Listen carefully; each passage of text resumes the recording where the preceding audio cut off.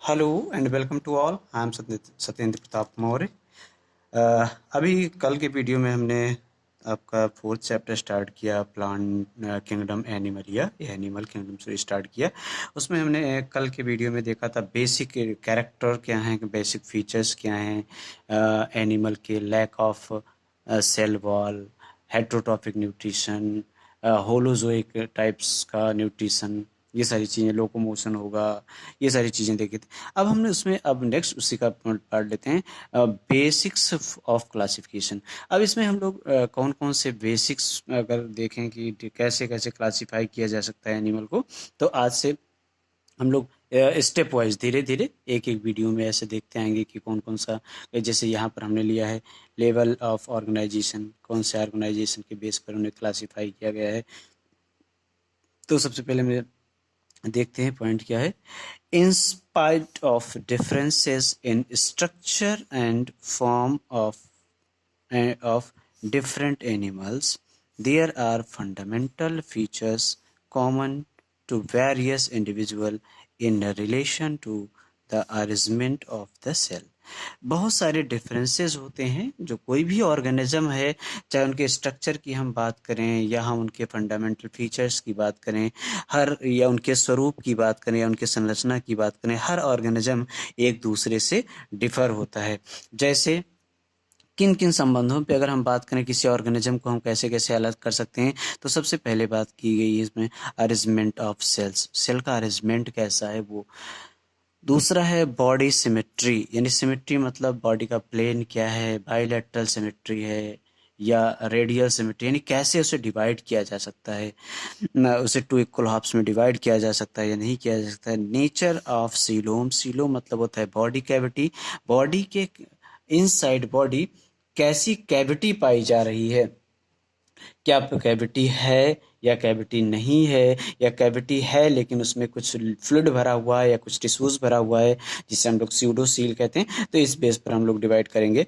Patterns of digestion या digestive, यानी intracellular है या इंटरसेलुलर है, दोनों डाइजेशन है, यानी सेल के बाहर हो रहा है या सेल में हो रहा है। जैसे हम ह्यूमन बीइंग की बात करें तो आउट ऑफ द सेल होता है डाइजेशन, एक गट में होता है जिसे हम लोग एलिमेंट्री कैनाल कहते हैं। सर्कुलेशन या सर्कुलेटरी, सर्कुलेशन कैसा है, ओपन सर्कुलेशन है या क्लोज्ड सर्कुलेशन है। हार्ट ब्लड को पंप कर रहा है तो किसी आर्टरीज में कर रहा है या वेन्स में कर, या बॉडी के स्पेस में कर रहा है, उस बेस पर। और रिप्रोडक्टिव सिस्टम कैसा है, रिप्रोडक्टिव सिस्टम है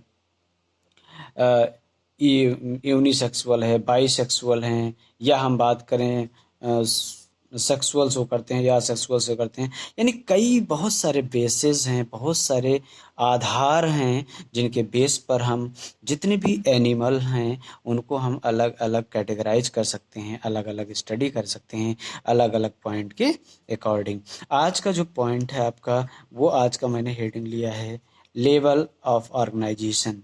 और मतलब कौन सा स्तर है उनके संगठन का, संगठन मतलब उनकी बॉडी सेल से है, कई सेल से तो बनी है, लेकिन वो सेल क्या काम कर रहे हैं, या टिश्यू से है, सेलुलर लेवल ऑफ ऑर्गेनाइजेशन कहते हैं या टिश्यू लेवल ऑफ ऑर्गेनाइजेशन कहते हैं या ऑर्गन लेवल ऑफ ऑर्गेनाइजेशन कहते हैं। इस तरह से चार अलग अलग पॉइंट्स में हम लोग यहाँ 4 अलग अलग टाइप्स पढ़ेंगे।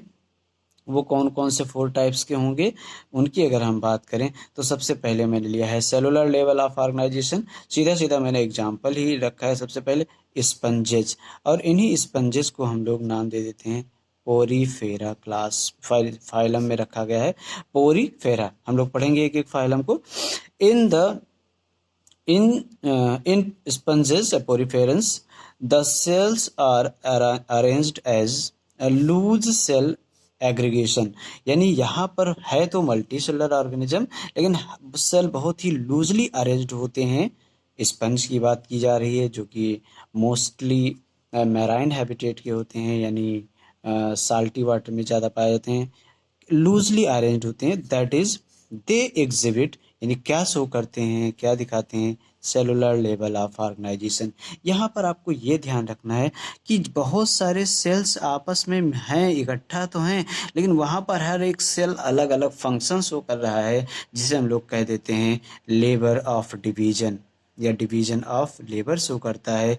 हर एक सेल्स अलग अलग काम करता है। जब हम पोरीफेरा पढ़ेंगे, एक एक फाइलम को पढ़ेंगे, तब हम वहाँ देखेंगे। तो यहाँ ध्यान रखना है, कई सेल मिल तो गए आपस में, लेकिन हर एक सेल यहाँ अलग अलग काम कर रहा है, तो उसे हम लोग कह देते हैं सेलुलर लेवल ऑफ ऑर्गेनाइजेशन। ये आपका पहला हो गया। दूसरा है, अब हम इससे और ऊपर के फाइलम में जाते हैं, थोड़ा और एडवांस फाइलम में जाते हैं। जैसे जैसे हम ऊपर पोरीफेरा, सिलेंट्रेटा, प्लेटीहेल्मिन्थीज, स्केल्मिन्थीज में जैसे जैसे ऊपर जाएंगे और लास्ट में जो कार्डेटा तक आएंगे, तो हम देखेंगे कि वेल डेवलप्ड हो जाता है सब कुछ। वहाँ तक बढ़ते कॉर्डेटा तक आते आते सब कुछ डेवलपमेंट हो जाता है, जिन जिन चीज़ों की ज़रूरत होती है और किसी भी ऑर्गेनिज्म में। इन सिलेंट्रेट्स, जैसे the arrangement of cells is more complex. More complex का मतलब हुआ कि यहाँ पर अब कुछ सेल मिलकर एक काम करने लगे, अब कुछ सेल मिलकर कुछ और काम करने लगे। तो हम जानते हैं कि जब कई सारे सेल आपस में मिलकर एक काम करते हैं, तब उसे हम लोग नाम दे देते हैं टिश्यू। तो आप ध्यान रखना, यहाँ पर पाया जाता है टिश्यू लेवल ऑफ ऑर्गेनाइजेशन, यानी ऐसे ऑर्गेनिज्म, ऐसे जीव जहाँ पर कई सारे सेल्स मिलकर एक काम कर रहे हैं, लेकिन वहाँ पर सेल्स ही कई सारे सेल्स मिले हैं। ध्यान रखें, अभी टिश्यू नहीं मिला है। तो यहाँ पर हमने देखा सेलुलर लेवल था, यहाँ पर हमने दूसरे में देखा कि टिश्यू लेवल ऑफ ऑर्गेनाइजेशन था। फाइलम याद रखेंगे, फाइलम क्या था? सिलेंट्रेटा। फाइलम क्या था? सिलेंट्रेटा। नेक्स्ट है इन प्लेटीहेल्मिन्थीज, ये भी फाइलम है, ये भी फाइलम याद रखेंगे। इसी को हम लोग फ्लैटवर्म कहते हैं। एंड अदर हायर फाइला, ध्यान रखना, अदर हायर का मतलब को आप और ज़्यादा नहीं जाओगे, इसके हेल्मिन्थीज तक जाओगे, यानी दो में ही रखा गया है। फिर टिश्यूज आर ग्रुप्ड, यानी यहाँ पर देखो साफ साफ लिखा है टिश्यूज आर ग्रुप्ड। जब कई सारे टिश्यू आपस में मिल जाते हैं, यहाँ पर सेल था, यहाँ पर कई सेल आपस में मिले, यहाँ पर कई टिश्यूज आपस में मिलकर कोई एक पर्टिकुलर काम, देखो साफ लिखा है टुगेदर टू फॉर्म ऑर्गन बना लेते हैं, each specialised for the particular function. और कई सारे टिश्यू आपस में मिले, आर्गन तो बना लिए, लेकिन वो एक पर्टिकुलर फंक्शन के लिए रिस्पॉन्सिबल होते हैं, उससे हम लोग कह देते हैं ऑर्गन लेवल ऑफ ऑर्गेनाइजेशन। लेकिन ध्यान रखना, अभी ऑर्गन सिस्टम नहीं आया है, ऑर्गन सिस्टम अब आएगा, सबसे डेवलप्ड होगा, सबसे एडवांस होगा, सबसे। तो दूसरा हो गया, ये आपका तीसरा, थर्ड हो गया। और आपका सबसे लास्ट है जो आपका फोर्थ वाला, सबसे लास्ट में क्या है? Fourth, organ system. और यहाँ पर ध्यान रखना, ऑर्गन है यहाँ पर ऑर्गन सिस्टम है, दोनों में डिफरेंस है। यानी यहाँ पर एक ही ऑर्गन, कोई मतलब कई सारे टिश्यू आपस में इकट्ठा हुए और वही काम करने लगे, तो ऑर्गन नाम दे दिया। यहाँ कई सारे ऑर्गन मिले। हम यहाँ पर एक छोटा सा एग्जाम्पल अभी आपको बता रहे हैं। इन Annelida, in animals like annelids, arthropods, molluscs, echinoderms and chordates, organ have associated to form functional system, यानी कई सारे ऑर्गन आपस में एसोसिएटेड हो जाते हैं, जुड़ जाते हैं, और वो क्या बना लेते हैं? सिस्टम बना लेते हैं। ईच सिस्टम कंसर्न विथ ये स्पेसिफिक फिजियोलॉजिकल फंक्शन, इसी को हम लोग कह देते हैं। आपका चौथा है, इसी को हम लोग कहते हैं ऑर्गन। यहाँ पर एक एग्जांपल हम ह्यूमन बीइंग की बताएं। अगर हम बात करें रिस्पिरेटरी सिस्टम,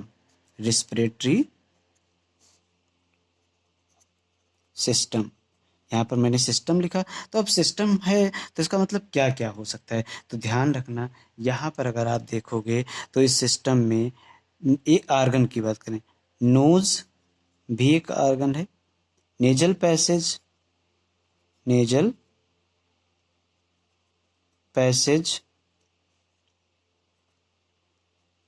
फेरिंग्स, लैरिंग्स, ट्रैकिया,